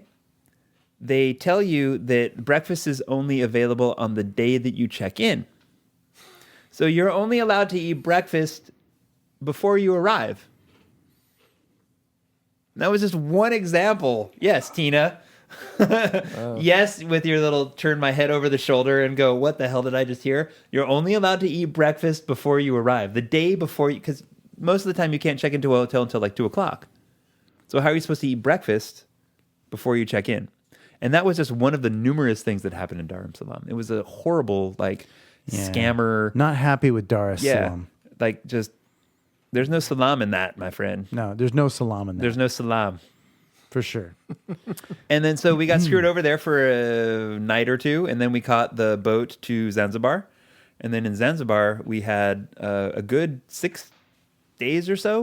Thank God for that, because this was recovery time after the intense Of being journey that I Kilimanjaro. mentioned from Kilimanjaro. So being able to rest, eat delicious food, fresh juice, like smoothies and juices, and amazing kind of sunny beaches and things like that. Yeah, that was a good. really Yeah. important thing for us to it was really good that you thought about that, Seamus, Yeah, let's what take I this do. That's why I'm last here. week. It was good planning. Let's freaking absorb enjoyment. And so, we all had our own desires. I told him one of my desires was to be able to get some sun, because I haven't really soaked in some sun. I really want to. I want to take off my shirt. I want to really get full on, Full on Matthew African McConaughey. Yeah, Yep. exactly. Full on. I'm going to go full Matthew McConaughey here. Get some sunlight. Run on the beaches. Get in the water. And it was awesome. It was fun. It was really helpful, because I felt like my knees finally healed. Seamus and I were, and Dean and I were, all of us were eating good food and finding different restaurants to eat, and it was delicious, wasn't it? Yeah. If We you found want to some good plan stuff. lazy, I'm your dude. Nice. I can plan lazy like no other. So, and then you flew home from there? No. Then we went back to Moshi Okay. and had a night or two, and then we went to the airport and came home from there. Yeah. Wow. Because Walter basically we hung out at Walter's hotel for another night. So, okay, one final question. No, that's some final. point- Just keep more. At some point, you found out about the COVID-19 pandemic while you were in Africa. At what point did you? At what point did it hit you there? It really didn't hit me until I got back, Same. Okay. and then 5 days later they said you can't go anywhere. So they Right. weren't making a big deal of it in Africa. It's No, really, they were arguing over tomatoes and onions. Yeah, let's put it this way. The cry wolf concept. Yeah. We have had so many warnings about H1N1 and avian, pig Right. flu, all that kind of stuff. So after a while, it's like, is it true? Is it not true? Is it a big deal? Is it not a big deal? It's kind of hard to tell. And so we didn't know. We didn't know if it was really a big deal or not. So we came back, and luckily we slipped in under the wire. But the truth is, we didn't know if it was really something to be worried about, because we've had so many false starts, kind That's what of I'm saying. warnings and stuff like that. I've lived through, everybody in this room, I know for a fact, we've lived through 12 zombie apocalypses. Y2K, Right. swine flu, the end of the Mayan calendar. We've Right. we've lived through them all. We've survived all of these, quote, zombie apocalypse. But it's hard to argue with the word pandemic. Yeah. Well, I'm glad you guys made it home. Actually, I would have. Thanks. I would prefer to be in Thailand. Just if I would have done my lockdown, if I would have had a choice. Massaman curry. Yeah, I would have had some. I would have had some Thailand.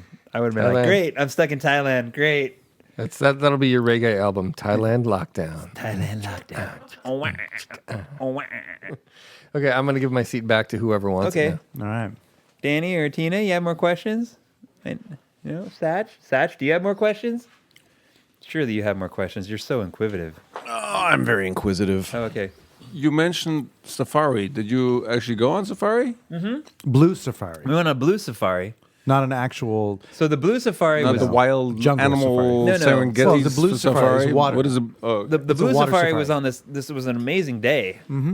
Good time. The first thing we had to do was walk probably, 300 yards to a boat. It was far. It was a far walk. And the South African women that I mentioned earlier, they stepped on a bunch of sea urchins. So they had a bunch of sea urchins in their feet. But Carlos and I wore shoes because you had to walk through the water. you had to walk through the water to get to the boat because it was a tidal thing. And then you got on the boat, and then you went to this little atoll, and you had some pineapple and coconut, fresh pineapple, fresh coconut, and everybody swam around and did all their things and got sunburned. And I stayed under the shade because I knew I'm a redhead, and you don't go in the sun. And we got sunburned. And then they took you to this other island where everyone was miserable because they were sunburned from the atoll. And this atoll had that's where they give you lunch and things like that. And everyone complained because they were all sunburned, and you had to pay for the toilet and all this other weird stuff. Well, we didn't Which- pay. Yeah, I didn't pay. We just did it. I don't pay for the toilet.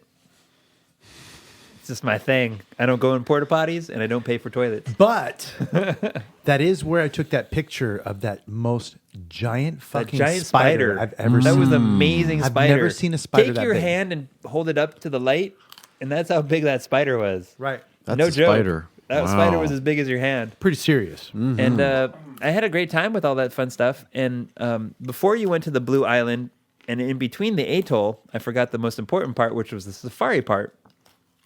And you got to put a snorkel and fins on and jump into the water, and they would throw a little bait, and it was amazingly beautiful. Not as beautiful as like the Red Sea. I would recommend if you want to go scuba diving to the Red Sea. It's one of the most amazing places to go scuba diving ever, or just snorkeling or whatever. It was really nice, and that's what they considered the Blue Safari because it was all underwater and Yeah, we snorkeled and snorkeled saw and some swam beautiful underwater life. It wasn't the safari that most people think of safari with, elephants and there are no elephants in Zanzibar. hyenas and it's on the lions brochure. and stuff. Oh. It says so on the it brochure says it there's on the no brochure. tigers or elephants in Zanzibar. It says it. But Seamus, wouldn't you agree? It was a really interesting, let's say, architecturally. It looked like you're in a kind of a pirate town or something. Oh, it was great. Because it was, originally a slave trade center. Zanzibar was a place where you got the primo slaves and all that kind of Spices, stuff. So other it things like that. represents It all this wasn't- freaking evil Yeah. Yeah. shit. But at the same time, it's kind of a fun place in the sense that you're diving into history. So there's like castle kind of like the battlements, Forts and the stuff like that. forts and The best and, part like, the best cool, part like, about that was doorways and stuff. we didn't even actually do any of the slave stuff. Yeah, we didn't do any of that. There's We didn't do tours any you of can that. check out. We didn't- decided to drink instead.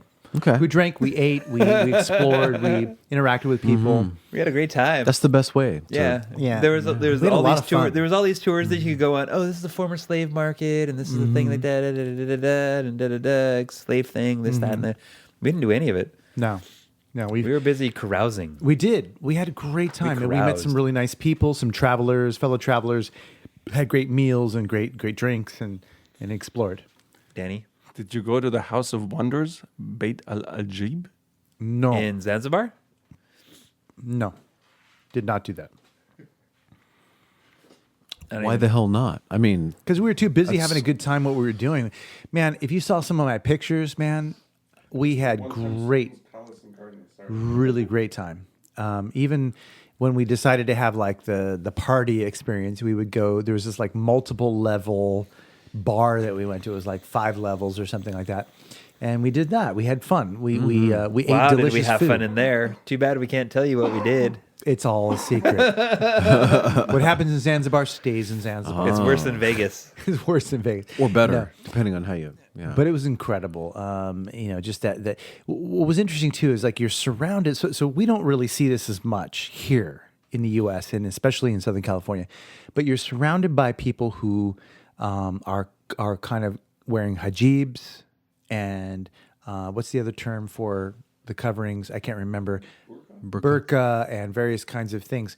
So the women there are are dressed like that for the most part because it's primarily an Islamic Zanzibar culture, is Muslim. right? Yeah. It's Muslim. Yeah. But we normally think of that as being so conservative that there's no way they're going to make eye contact with you. They'll never shake your hand. That was not the truth. Not the case. When we were there, not only were they like friendly and communicative and shook hands, but they were touchy. They were flirty. I mean, I'm going to be honest with you. They were flirting with me. I remember some of them calling out to me from the street. Hey, I remember you. Carlo. Yeah, and it was like funny because you're thinking, how is this even possible? These are women who are wearing headdresses and coverings, and yet they're flirting with me. And I'm obviously not Muslim. I'm not wearing any kind of Muslim clothing. So I found it was really sweet and kind of cute that they were doing that. But it's not what you would expect. Certainly we would expect that if that's the case, it would be more of a conservative thing. Don't make eye contact. Don't shake hands. And they were touching your shoulder and laughing and flirting. And it was really sweet and cute, to be honest. Yeah. But it goes against or it flies much afar from what most people would think about an Islamic culture. And I want to say that because it's so easy for us to dichotomize and kind of like judge and have this opinion about what it's like. And Seamus, you introduced me to this concept of how most of the Islamic world, like in Indonesia, for example, is not like what we think of the standard closed-minded, closed community of Islamics.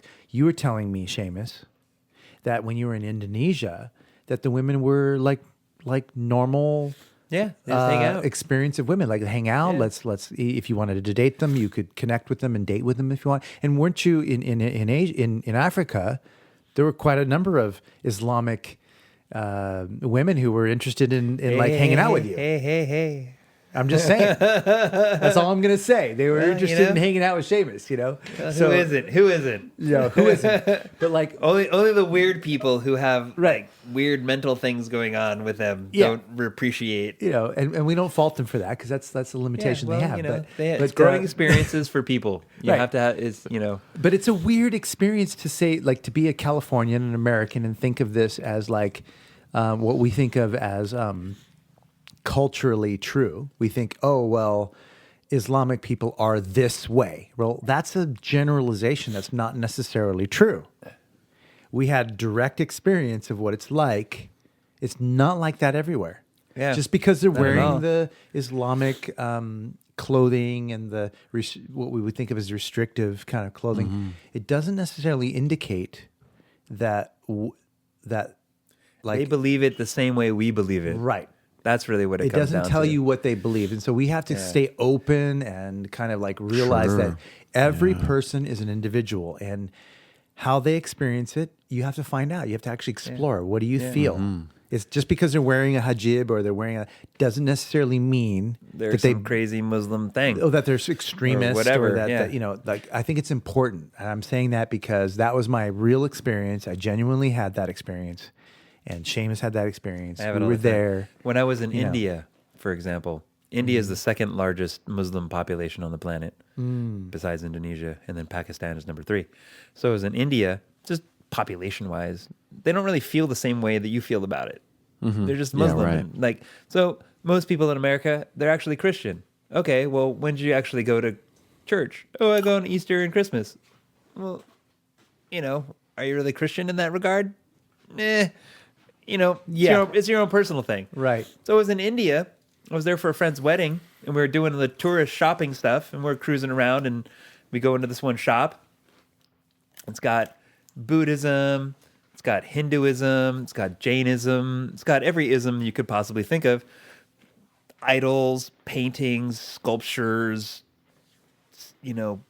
all this stuff. Every single little knick-knack, trinket that you could possibly want to buy. I'm like, wow, this is a really awesome shop. There's, 6-foot-tall statues of the Buddha. There's, 2-inch statues of Ganesh. And I'm talking to the guy behind the counter, and I find out, well, he's a Muslim. And I'm like, flicking my head. You're selling false idols. You're literally selling false idols. You're a Muslim and you're selling false idols. You're selling Buddhism and, here's Ganesh. You're Shiva. Now, It's business. it's his business. That's all. It's just business.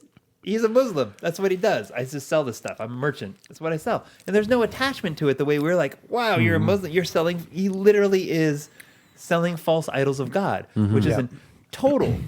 I mean, if you read these books, it's total like, no, you shouldn't do that. But here he is. It's just business. And he doesn't care. Why would you? Right. Why would I care? I was like, wow, I need to reframe. Whenever you look at driving culture in different places, you learn a lot about the culture. Like, for example, I remember being in China and the bus I was in just started to make a left turn right into oncoming traffic. And I just about grabbed onto my seat like, oh my God, here, right? And then they all just sort of, it works perfectly, right? Yeah. As long as you hit your horn. Yeah. But here in the US, it's all about whose turn is it? It's my turn. No, it's my turn. It's your turn. No, you go. You first. No, violated you go. Right. the rule. Right. And there's this idea of who's supposed to go. And then we get so locked into this that we forget that there is a completely different way to do it, which is we all just kind of sort of go at the same time. And we would think that is impossible and cannot work. And then you see them do it and you go, but most of the world works. is actually that way. I know. They're doing it. I will totally tell you, most of the world is that way. Of all the accidents that happen. We're the minority, aren't we, Seamus? Yeah. In that sense. Yeah. I got into a car in China once with this girl who she didn't touch. When you put a car in a drive, the car drives. You're not accelerating, you're not deaccelerating. She didn't touch the brake, she didn't touch the pedal.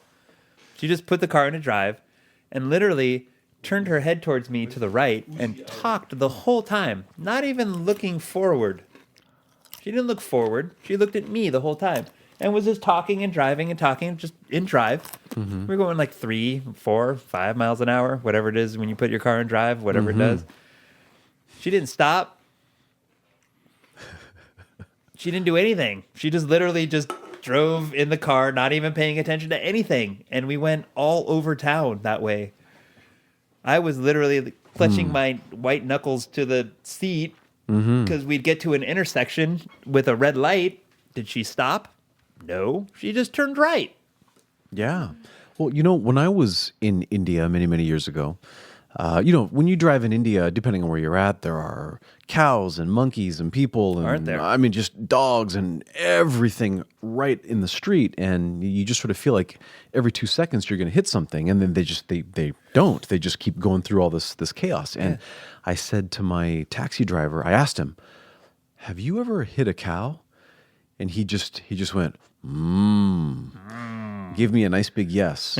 And I knew he has hit a cow. That's quite something to have that you done. would say a cow story, because when I was in India, I was in an intersection and it was like a, 4-lane intersection, every direction, 4 lanes of cars. And as you're saying, there's no stop sign, no stop light, there's no anything.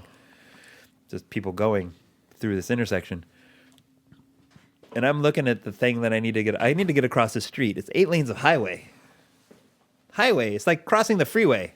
Just imagine trying to cross 8 lanes of freeway here in America. Cars whizzing by like that. And there's absolutely no way I'm going to get across this. I'm stuck here. I need to get across, but there's no way. I'm looking down and I'm like, oh, well, this sucks. I'm going to have to go all the way down this way, do this thing, cut across. There's a fence I'm going to have to hop. This is looking like a big problem. Boom. This big Brahma bull shows up. Big white Brahma bull. Nandine from Shiva. I'm like, oh, Nandine. Oh, here you are. And this bull sat there on the sidewalk, looked at me, looked at the street, and then started walking across it.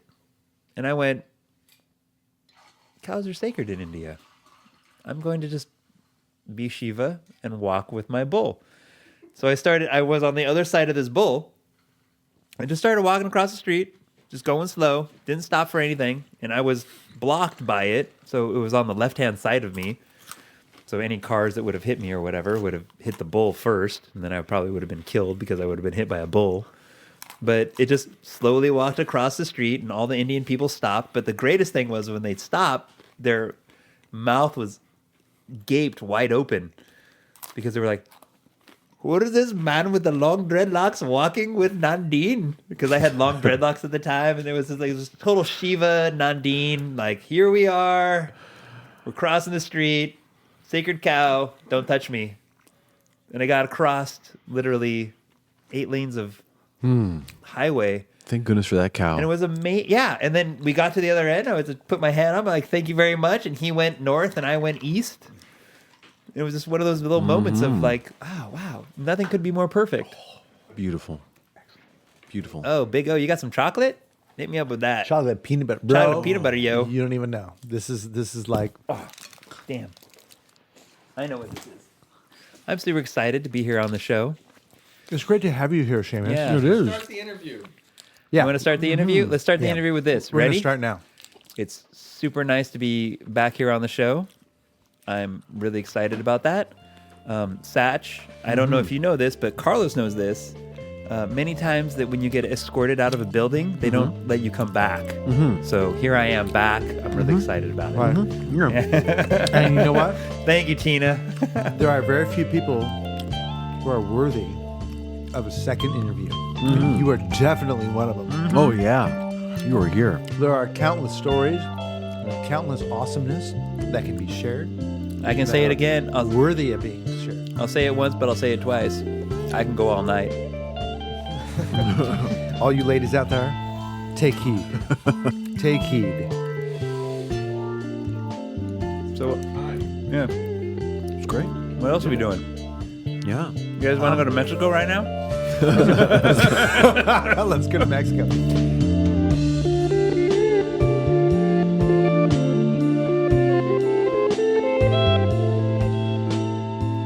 You've been listening to The Authenticity Show with your hosts, Carlos Casados and Satch Purcell. Very special thanks to our guest, the Lion himself, Seamus Warnock. My name is Oliver Althoen. I produce the show. I also wrote our theme song, which you're listening to right now. Please subscribe to The Authenticity Show if you haven't already done so, wherever you get your podcasts. Find us on social media, and our website is authenticityshow.com. Thanks for listening and have an authentic day.